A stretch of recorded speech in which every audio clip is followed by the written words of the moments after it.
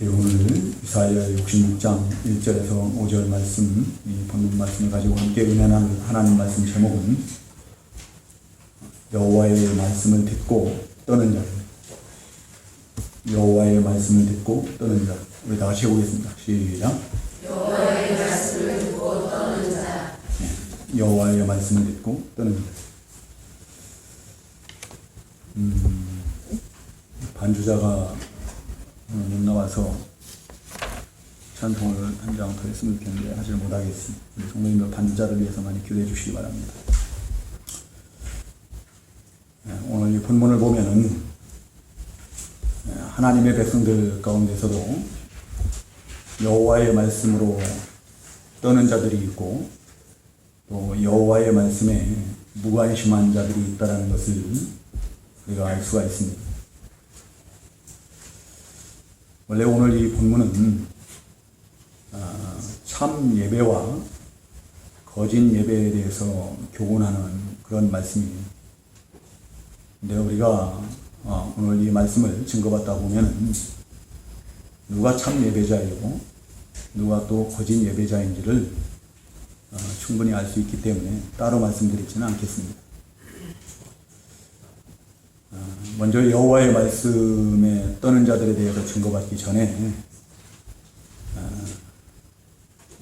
여호와의 말씀에 무관심한 자들에 대해서 잠시 좀 살펴보도록 하도록 하겠습니다. 그 4절 중반절 이후에 보면 이는 내가 불러도 대답하는 자가 없으며 내가 말하여도 그들이 듣지 않고 오직 나의 목전에서 악을 행하며 내가 기뻐하지 아니하는 것을 택하였습니다 하시니라 그랬는데요. 하나님께서 불러도 대답하는 자가 없고 하나님께서 말씀하시는데도 그들이 듣지 않고 오직 하나님의 눈앞에서 악을 행하는 자들, 하나님께서 기뻐하지 않는 것을 택하는 자들.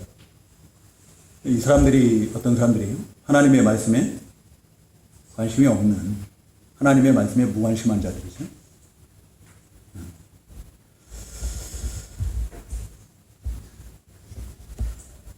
자, 이 하나님께서 부르셔도 대답하지 않고, 하나님께서 말씀을 해도 듣지 않고, 또 오직 하나님의 눈앞에서 목전에서 악을 행했다. 하나님의 눈앞에서 악을 행했다라는 건데요. 우리 성도님들, 하나님은 어디에 계신가요? 네? 하나님이 어디에 계세요? 우리가 1절에 보면은 하나님은 성소에만 계시는 분이 아니라는 거죠. 그렇죠?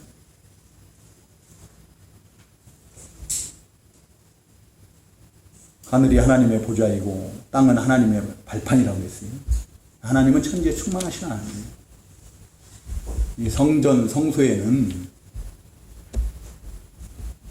하나님께서 임재해 계신 그 상징적인 장소로 이렇게 우리가 구분을 짓는 거죠. 구별된 장소로 그걸 하죠. 그리고 이 성전에서 하나님께서 우리를 만나주시고 또 우리에게 은혜를 베풀어 주시고 그런 곳이 성전입니다.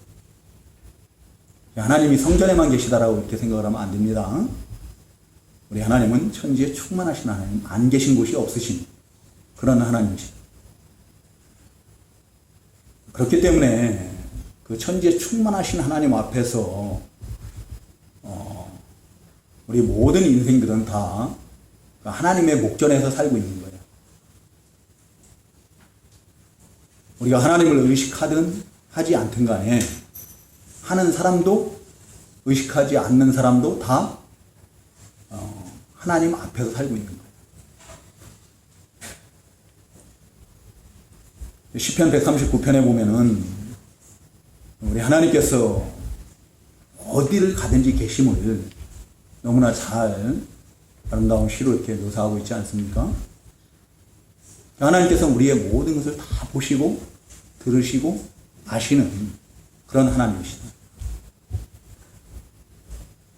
근데 그러한 하나님의 백성들이 하나님을 믿는다고 하면서 하나님의 목전에서 악을 행한다는 거예요. 여러분들, 악을 행한다는 게 뭡니까? 남에게 해를 끼쳐야 꼭 그게 악이에요? 물론 그것도 악이에요. 그렇지만 성경적 개념에 하나님께서 성경을 통해서 우리에게 말씀하시는 악은 그 바로 뒤에 나온 예레미야서 2장 19절을 한번 보시기 바랍니다. 예레미야서 2장 19절에 보면은 악이 뭐라고 했는가 하면은 그 중반절에 보면 그런즉 내 하나님 여호와를 버림과 내 속에 나를 경외함이 없는 것이 악이요 고통인 줄 알라. 뭐가 악이라고요? 내 하나님 여호와를 버리는, 하나님을 버린다는 건 하나님 없이 산다는 거예요. 하나님 없이 내가 주인 된 삶을 사는 거예요. 하나님을 경외하는 그 마음에 하나님을 경외하는 마음이 전혀 없는 거예요. 그것이 바로 악이라는 거예요. 그것으로 인하여서 고통을 받게 될 것이라는 거예요. 여호와의 말씀이다.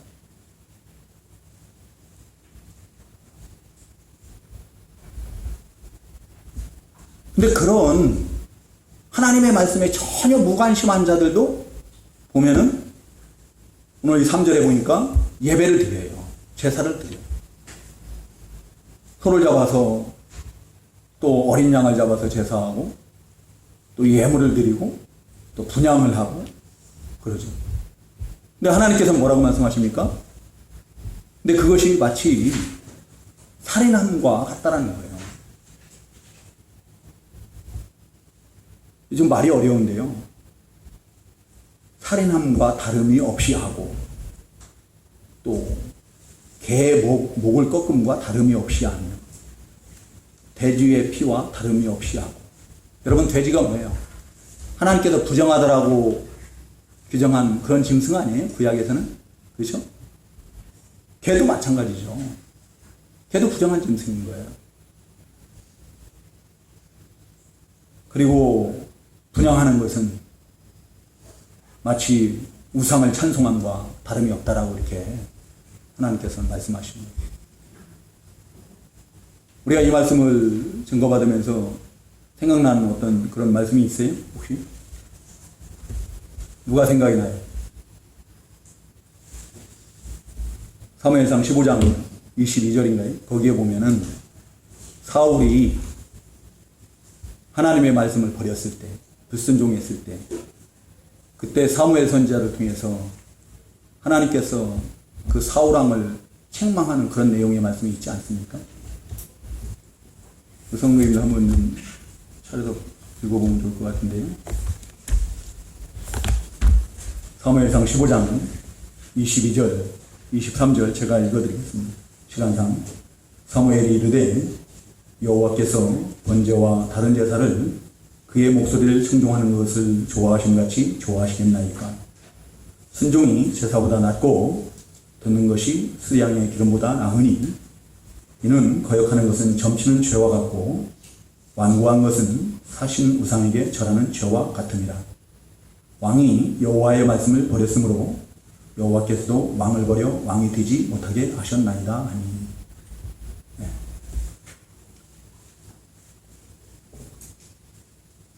사울왕이 그 하나님의 말씀을 불순종하고 소나 양이나 뭐 이런 거 기름진 것들, 좋은 것들을 갖다가 다 진멸하지 않고 남겨둔 이유가 뭐예요? 좋은 것으로 하나님 앞에 제사하기 위해서. 근데 하나님께서는 그런 제사보다 하나님의 말씀에 순종하는 것을 더 기뻐하신다라는 거예요. 하나님의 말씀을 버리는 것보다, 듣지 않는 것보다, 그러면서 와서 제사하는 것보다 하나님의 말씀을 순종하는 것을 더 기뻐하신다. 하나님의 말씀을 거역하는 것은 점치는 죄와 같다고 했어요. 사술의 죄와 같습니다. 완고한 것은 내 마음이 완악해서 하나님의 말씀을 듣지 않고 하나님의 말씀에 불순종하는 것은 마치 사신 우상에게 절하는 것 같다. 사신 우상이 뭐예요? 살아있는 신이 아니에요. 죽을 사자, 죽은 신이에요. 죽은 신. 죽은 신 우상에게 절하는 그런 죄와 같다는 거예요. 그래서 하나님께서 하나님의 말씀을 버렸으므로, 하나님의 말씀을 버린 건 곧 하나님을 버린 거예요.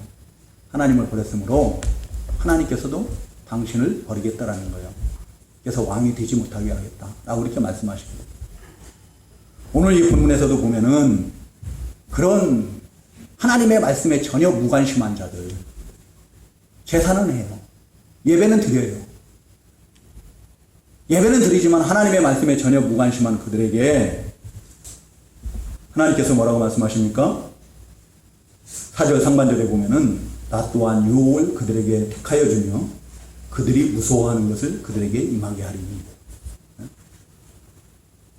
유혹을 택하여 줍니다. 악한 영들의 유혹을 받게 됩니다. 그들이 무서워하는 것을, 우리 성도님들 무서워하는 게 뭐예요? 재물 잃어버리는 거예요? 건강 잃어버리는 거예요? 우리가 하나님의 말씀을 버릴 때는 하나님께서 우리에게 우리가 무서워하는 것을 주시겠다는 거예요. 나라가 망하는 거예요? 자녀 잃어버리는 거예요? 그런 걸 주시겠다는 거예요. 왜요? 왜 그래요?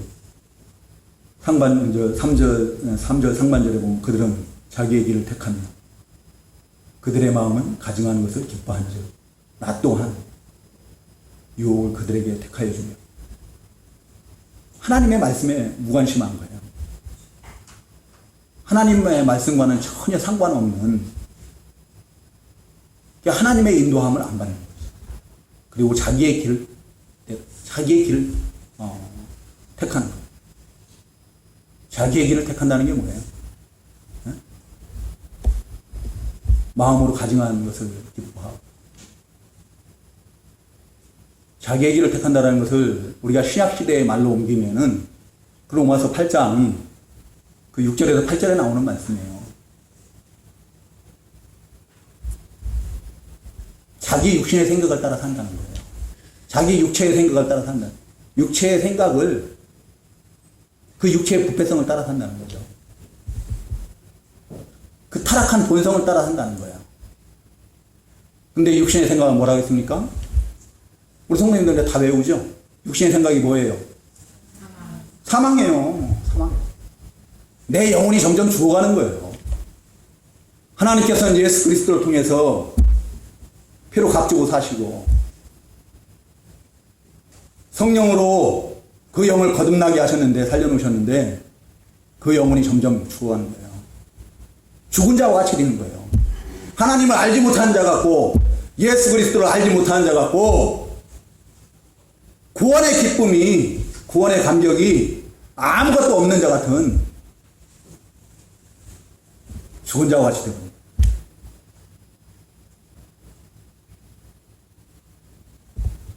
우리가 육체의 생각을 따라 살면 하나님과 원수가 된다 그래요.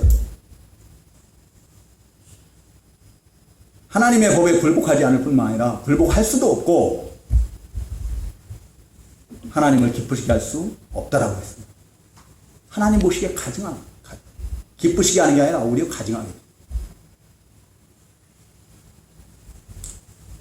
이 자리에 계신 우리 성도님들은 한 분도 그 하나님의 말씀을 듣지 않으려고 하는, 듣지 않은 자와 같이 무관심한 그런 자들이 한 분도 안 계시기를 진심으로 부탁을 드리고 소망합니다. 그리고 오직 그 여호와의 말씀을 듣고 떠는 자들이 다 될 수 있기를 우리 주님의 이름으로 축원합니다. 그러면 이 주님의 이름으로, 이 여호와의 말씀을 듣고 떠는 자가 나오는데요. 여호와의 말씀을 듣고 떠는 자가 나오는데, 그 여호와의 말씀을 듣고 떠는 자는 어떤 사람인가 하면은 하나님의 말씀을 생명처럼 여기는 자예요. 하나님의 말씀을 생명처럼 여기는. 하나님의 말씀을 어기면 죽는 줄 알고 벌벌 떨면서 지켜 행하는 자들, 순종하는 자들. 그런 사람들이 바로 여호와의 말씀을 듣고 떠는 자다. 누가 여호와의 말씀을 듣고 떠는가? 누가 여호와의 말씀을 듣고 떠는가 하면은 첫 번째는 마음이 가난한 자예요. 여러분들 마음이 가난한 자 그러면은 뭐 생각나는 말씀이 있어요? 네? 우리 주님께서 마태복음 5장 3절에서 심령이 가난한 자는 복이 있나니 천국이 저희 것이니 마음이 가난 심령이 가난하다. 마음이 부유한 자가 있고 마음이 가난한 자가 있어요. 마음이 부유한 자는 어떤 사람이 마음이 부유한 자인가 하면은 요한계시록 3장 17절에 보면은 그 라오디게아 교회 사람들이 마음이 부유했어요. 그 사람들은 물질적으로 이 세상 것으로 부족한 것이 아무것도 없어요. 풍요로웠어요. 그 사람들에게는 자기 자신들은 부족한 것이 아무것도 없다라고 해요. 그러니까 어떻게 해요? 하나님을 찾지도 않고 하나님께 구하지도 않고 그러죠. 근데 하나님께서는 그들에게 뭐라고 하냐면은 그들이 하나님 보시기에는 곤고한 자들이고 그들이 가련하고 또 가난하고 눈멀고 벌거벗은 자들과 같다. 하나님 보시기에는 그들의 모든 수치가 다 보이는 거예요. 하나님 보시기에는 그들이 영적으로 눈이 먼 자들인 거예요. 너무나 불쌍한 자들인 거예요. 하나님 보시기에는 하나님 나라에 아무 상급이 없는 진짜 가난뱅이들인 거예요. 그렇게 보여요. 근데 마음이 가난한 자들, 심령이 가난한 자들이 있어요. 그 심령이 가난한 자들이라는 것은 어떤 사람들이 심령이 가난한 자들인가 하면은 거지 하루하루 그 동양에서 빌어먹고 사는 거지가 하루 종일 동양을 했어도 아무 얻은 것이 없어서 그 빈 깡통 그거 하나밖에 없는 거예요. 자기 입속에 넣을 밥 한 돌이 없는 거예요. 그런 상태. 그래서 누군가의 기적적인 어떤 도움이 아니면은 도저히 자기의 줄인 배를 채울 수가 없고 그 밤에 굶어 죽을 수밖에 없는 그런 상태, 그런 영적 상태에 있는 자가 심령이 마음이 가난한 자인 거예요. 그래서 그런 사람은 그 하나님의 도움을 절실히 간절히 구하는 거예요. 하나님의 도움이 없이는 살 수가 없어서 매일같이 하나님 앞에 엎드리고 하나님의 도움을 구하는 자가 바로 심령이 가난한 자, 마음이 가난한 자인 거예요.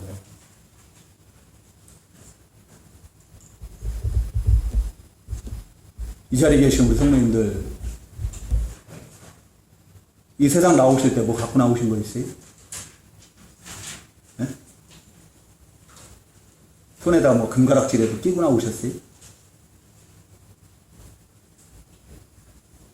욥이 고백하는 것처럼 적신으로 나왔사온즉 또 우리가 돌아갈 때도 어떻게 해요? 적신으로 돌아가는 거예요. 맨몸으로 돌아가는 거예요. 지금 우리가 가지고 있는 모든 것은 다 하나님께서 주신 거예요. 그 2절에 보면은 하나님께서 뭐라고 말씀하십니까? 나 여호와가 말하노라 내 손이 이 모든 것을 지었으므로 그들이 생겼느니라. 지금 우리가 소유하고 있는 모든 것은 다 누가 지으신 거예요? 하나님이 지으신 거예요. 그 하나님이 지으신 걸 가지고 사람들이 편리하게 그냥 우리가 사용하기에 좋게 만들어서 사용하는 것 뿐이에요.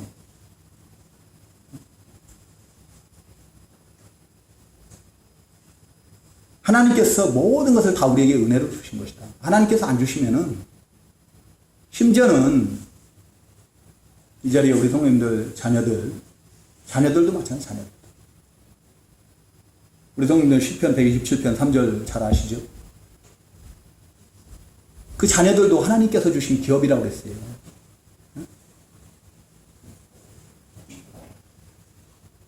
여러분들 혹시 자녀들 때문에 속 썩는 분들 계시면은 하나님 앞에 엎드리시기 바랍니다. 그 자녀들 내가 어떻게 못해요? 절대로. 내 힘으로 내 방법으로 그 자녀들 바로 못 키워요. 하나님 앞에 엎드리세요. 하나님께서 나에게 기업으로 맡겨주셨으니까 하나님의 뜻대로 바로 잘할 수 있게 해달라고 하나님 앞에 눈물로 엎드려 기도하시기 바랍니다. 내 마음대로 안 되는 거예요. 내 뜻대로 안 돼요.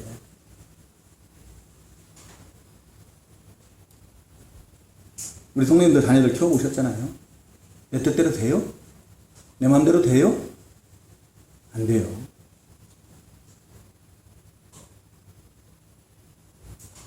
그리고 자녀들이 어긋난 길로 갈 때 자기를 돌아봐야 돼요. 어릴 때는 몰라요. 어릴 때는 그냥 부모 말에 그냥 따라요. 근데 조금 크고 자아가 형성이 되고 그러면요. 어떻게 해요? 우리가 신앙생활 처음 할 때는 그냥 목사님 통해서 주시는 말씀이 최고인 줄 알고 그냥 따라다니다가 조금 신앙생활 하고 저기에 타성에 젖어버리면 어떻게 해요? 직분을 받고 들어가면은 그 다음부터 목사님 말씀하고는 상관없이, 목사님 통해서 주시는 하나님 말씀하고는 상관없이 내 생각, 내 뜻대로 그러죠. 내 자녀들도 그렇게 한다는 거예요. 우리 주님께서 내 자녀들이 속을 썩이면은 지금 나는 주님의 속을 썩이고 있지 않는가 한번 다시 한번 생각해 보세요.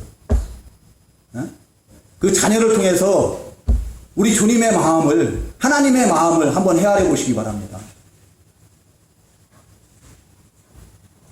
헤아려 보시고 회개할 거 회개하세요. 회개하고 하나님 앞에 엎드려서 그 자녀들을 위해서 구하시기 바랍니다. 어머니의 기도는 결코 헛되지 않다라고 했어요. 내가 할 수 있는 거 아무것도 없어요. 이 세상 모든 것은 다 우리 하나님께서 그 손으로 지으신 거예요. 하나님의 은혜가 아니면은, 하나님의 도우심이 아니면은 우리가 할 수 있는 것은 아무것도 없다. 바로 그런 사람들은 하나님의 말씀을 붙들고 떨지 않을 수가 없어요. 하나님의 말씀을 들었을 때.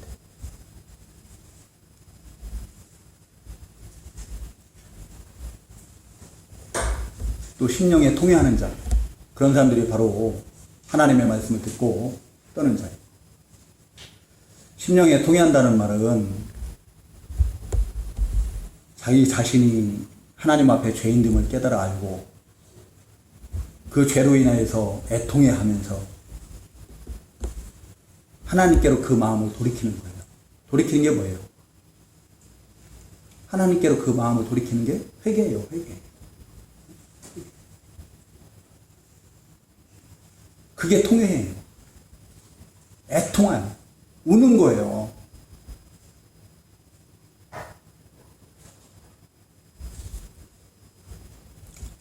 근데 어떤 사람들이 자기가 하나님 앞에 죄인됨을 깨달아 아는가 하면은, 우리가 하나님의 부르심을 받은 이사야 선지자에 대해서 증거받을 때 우리가 이미 증거를 받았죠. 주님을 만난 자예요. 우리 주님을 발견한 자, 하나님을 발견한 자는 그 성령의 조명으로, 성령의 감동으로 그 하나님의 그 영광스러움 앞에 자기가 얼마나 보잘것없는 존재인지를 발견하게 되는 거예요.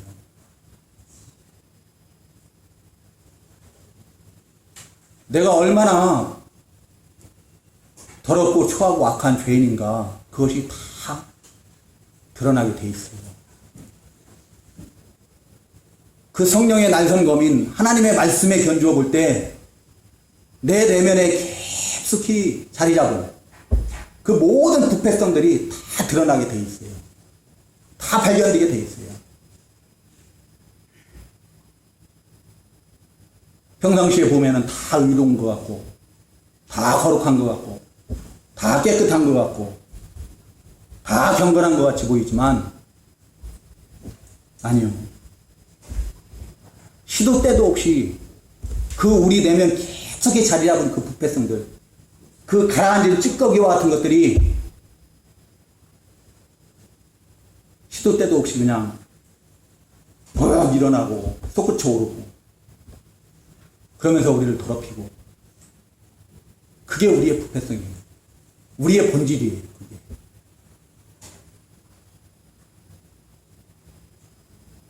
그래도 감사한 것은 우리가 하나님의 은혜로, 우리 주 예수 그리스도의 십자가 구속의 은혜로 우리의 그런 모든 죄들을 다 용서함을 받았다는 거예요. 그런데 문제는 우리가 그러한 죄를 다 용서를 받고 그래서 하나님 앞에 더 이상 정죄함은 없지만 그럼에도 불구하고 우리가 그 부패성들이 아직도 우리가 육체를 입고 사는 동안에는 그 부패성들이 있어요. 그래서 여차하면 죄의 종로로 가고 육신의 생각을 따라 살고 하나님 보시기에 가증한 것들을 행하고 그런 삶을 사는 거죠. 그래서 하나님의 은혜가 아니면은 하나님의 강권하심이 아니면 도우심이 아니면은 우리가 하나님의 백성으로서의 삶을 살 수 없으니까 하나님 앞에 늘 그러한 나의 연약한 부분들을 나의 그 부패성들을 죄들을 붙들고 애통하는 거예요. 그러니까 그런 사람들은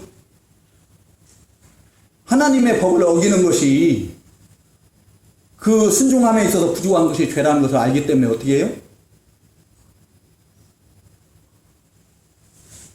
그래서 하나님의 말씀을 붙들고 벌벌 떨 수밖에 없는 거예요. 순종 안 할 수가 없는 거예요. 남의 얘기 아니에요. 제 얘기이고 우리 성도님들 각자의 얘기일 거예요. 나하고는 상관없다고 생각하지 마세요.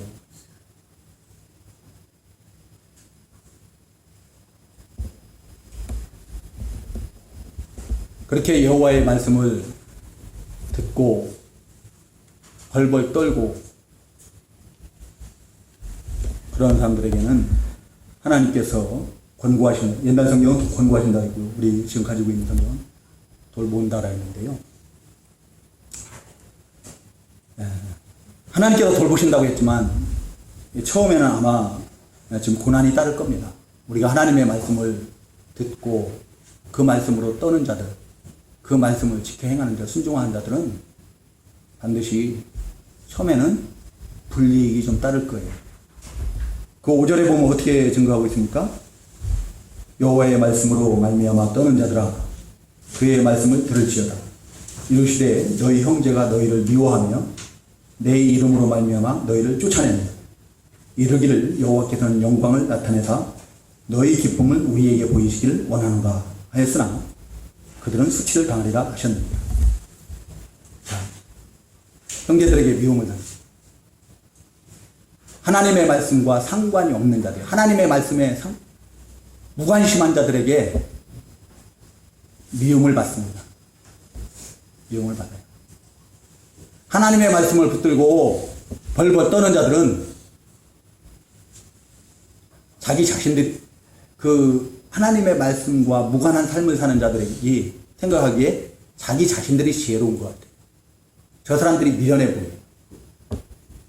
그들에게 미움을 받고 또 그들에게 쫓겨난다 했는데 아마 그것은 하나님께서 그 하나님의 말씀에 전혀 무관심한 자들과 하나님의 말씀을 듣고 벌벌 떠는 자들과 하나님께서 구별을 시켜버리는 거예요. 구별시키시고 그리고 그 하나님의 말씀에 전혀 무관심한 사람들이 이 세상적으로 형통하고 잘 되는 것 같고 그들이 하나님의 영광을 다 차지하는 것 같지만 결국에는 하나님께서 누구를 통해서 영광을 나타내시는가 하면은 바로 그 하나님의 말씀을 듣고 떠는 자들을 통해서 영광을 나타내시고 그들에게 기쁨이 임하게 하시겠다라고 이렇게 약속하시는 거예요. 우리 성도님들 여호와의 말씀을 듣고 떠는 자 하면은 생각나는 사람 누가 생각이 나요? 제일 먼저 생각나는 분이 누구예요? 네? 앞에 이봉주 목사예요? 말 좀 해봐요. 누가 생각이 나는지. 크게 얘기하세요. 우리 성도님들 다 아무리 얘기해도 오답은 없어요. 다 정답이니까 말씀해보세요. 누가 생각나요? 네? 정답이 제대로 나왔어요. 예수님이에요. 예수님보다 하나님의 말씀을 듣고 떠는 자는 없었어요. 이 예수님 원래 주인공이라서 주인공은 마지막에 등장을 해야 되는데 나왔으니까 나온 김에 먼저 말씀을 드릴게요. 여러분들 요한복음 4장 그 34절에 보면은 예수님께서 뭐라고 말씀하십니까? 나의 양식은 나를 보내신 이의 뜻을 행하며 그의 일을 온전히 이루는 이것이니라. 우리 주님의 양식이 뭐라고요? 보내신 하나님의 말씀의 뜻을 행하는 거. 하나님의 말씀을 행하는 거예요.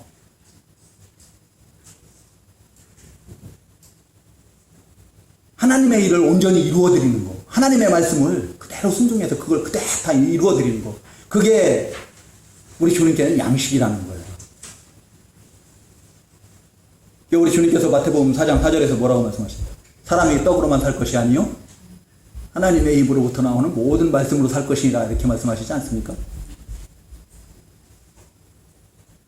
또 요한복음 12장 50절에 보면은요, 나는 그의 명령이 영생인 줄 아노니, 영생인 줄 안다라고. 하나님의 명령이, 하나님의 말씀이 영생이라는 거예요. 그러므로 내가 이루는 것은 내 아버지께서 내게 말씀하신 그대로 이루느니라. 우리 주님께서는 우리 주님 자의로 말씀하신 것이 아무것도 없다고 그랬어요. 오직 아버지의 뜻대로만, 아버지께서 계시해 주신 것만, 알려주신 것만, 알게 하신 것만 말씀하신 거예요. 요한복음 8장 28절에 보면은 내가 스스로 아무것도 하지 않고 오직 아버지께서 가르치신 대로 이런 것을 말하는 줄로 알리라. 예수님께서 그 하나님의 말씀을 영생으로 알고 양식으로 삼고 또 하나님의 말씀대로 행할 때 하나님께서 그 예수님께서 행하신 그 모든 것을 기뻐하시는 거예요. 기뻐하심으로 어떻게 해요? 예수님을 홀로 두지 않으셨다고 했어요. 늘 하나님께서 예수님과 함께 하시고 역사하시고 그런 거죠. 그리고 그 예수님께서 마침내 이제 죽으시기까지 그 하나님의 말씀에 복종하시는 거죠. 순종하시는 거죠.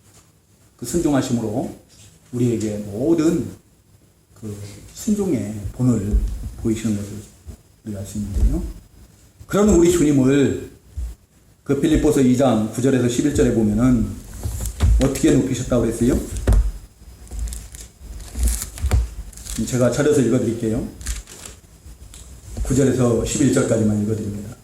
그러므로 하나님이 그를 지극히 높여 모든 이름 위에 뛰어난 이름을 주사 하늘에 있는 자들과 땅에 있는 자들과 땅 아래에 있는 자들로 모든 무릎을 예수의 이름에 꿇게 하시고 모든 입으로 예수 그리스도를 주라 시인하여 하나님 아버지께 영광을 돌리게 하셨느니라. 예. 예수님이 가장 하나님의 말씀을 듣고 떠는 자였습니다. 예수님에 대해서 증거하고 나니까 그 다음에 더 이상 할 말이 없는 거죠. 원래 주인공 뒤에 마지막에 나와야 되는데 주인공이 먼저 나와가지고, 그래도 우리 성도님도 한번 또 하나님의 말씀을 듣고 떨었던 자들 한번 믿음의 사람들 가운데 한번 얘기해 보세요. 누가 생각나요? 예? 모세. 모세 맞아. 또 모세는 히브리서에서 11장 24절에 보면은 모세가 어떻게 그 했는지를 히브리서 11장 24절에서 답을 찾으시기 바랍니다. 따로 말씀드리지 않을게요. 또 누가 생각나요? 예? 요셉. 예, 요셉. 요셉도 그렇죠. 요셉은 창세기 39장 9절 하반절에 보면은 그 보데발의 아내가 동침하자고 할 때 어떡합니까? 뭐라고 대답해요? 내가 어찌 이 큰 악을 행해 하나님께 죄를 지으리까? 그러죠?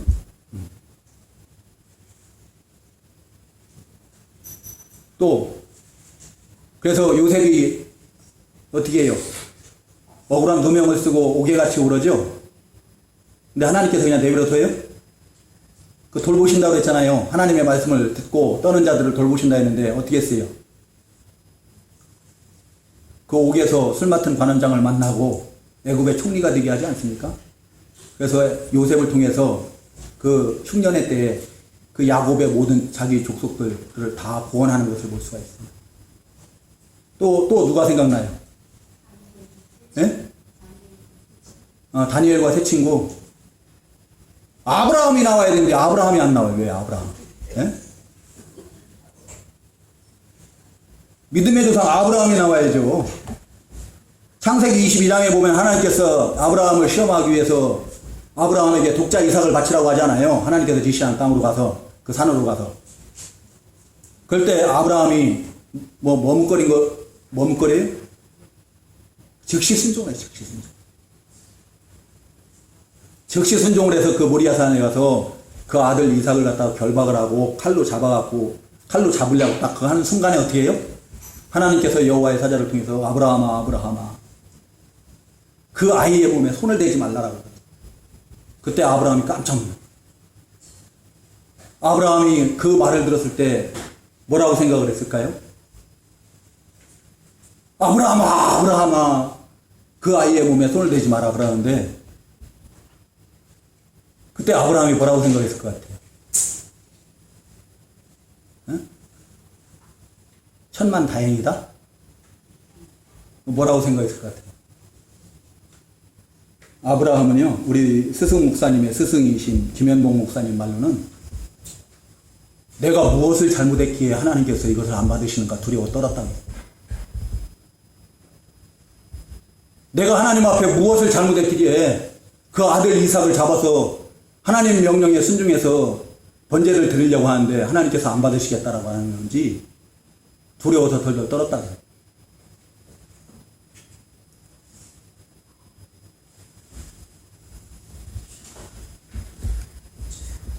그런데 하나님께서 그런 아브라함을 위해서, 그 이삭을 위해서 미리 숯불에 뿌리 걸린 숫 양 한 마리를 예비해 두시고 그것으로 번제를 드리게 하시고 그 이후에 아브라함과 이삭을 그 자손들을 얼마나 형통케 하십니까? 그리고 그 후손 가운데서 예수 그리스도를 내시고 그 약속하신 대로 예수 그리스도를 통해서 모든 족속들을 다 구원하는 그런 은혜를 베풀어 주시지 않습니까? 다니엘도 마찬가지고 여러분들 다니엘이 왕이 아닌 다른 신에게 기도하는 사람이 있으면 어떻게 한다고요? 사자굴에 던진다고 그랬죠? 다니엘서 6장이고. 근데 다니엘이 그걸 알면서도 어떡합니까?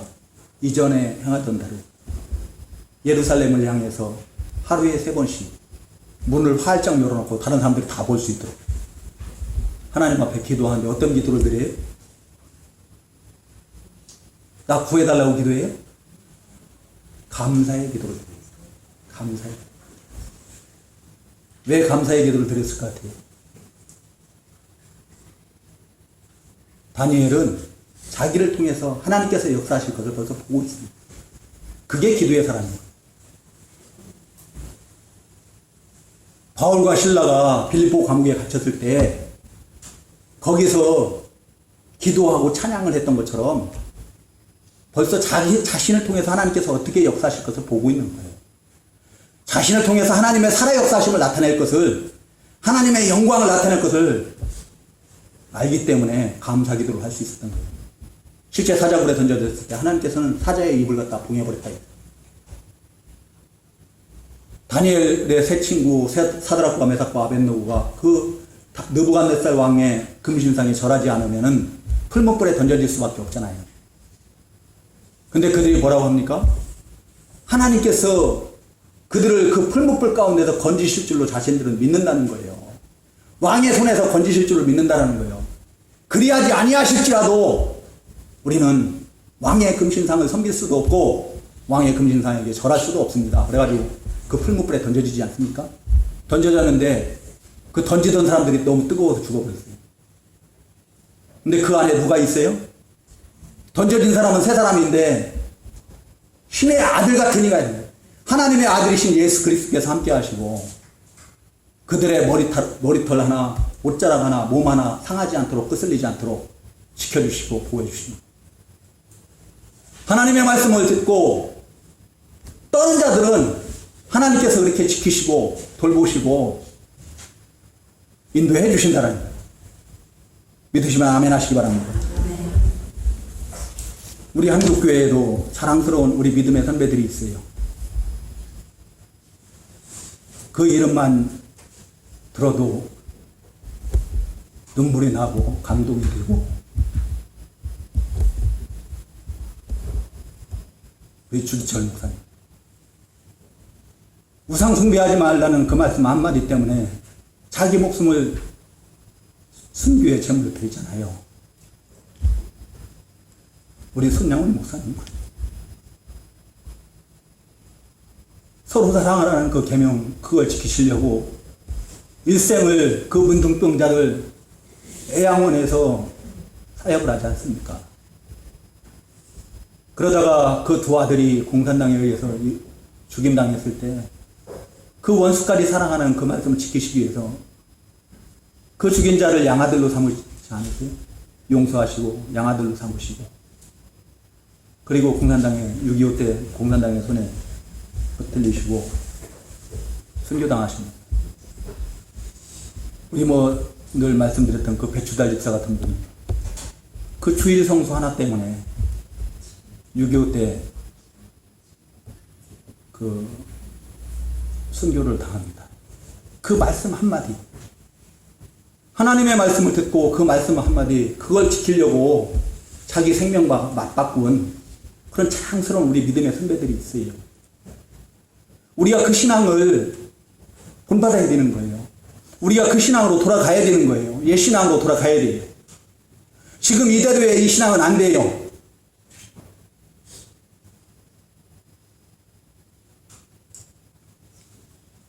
이 자리에 계신 우리 성도님들 우리가 예배하는 걸로 그치지 마시기 바랍니다. 예배하는 걸로만 그치면 안 돼요. 예배 시간에 증거받는 것만은 그것으로만 그쳐서는 안 된다. 우리가 그 말씀들을 들었으면 그 말씀들을 듣고 벌벌 떠는 자들이 되어야 돼요. 그 말씀들을 듣고 제발 깊이 묵상을 하시기 바랍니다. 그리고 내 삶 가운데 그대로 적용할 수 있는 그런 우리 성도님들이 되시기를 우리 주님의 이름으로 축원합니다. 내 삶이 변화되어야 돼요.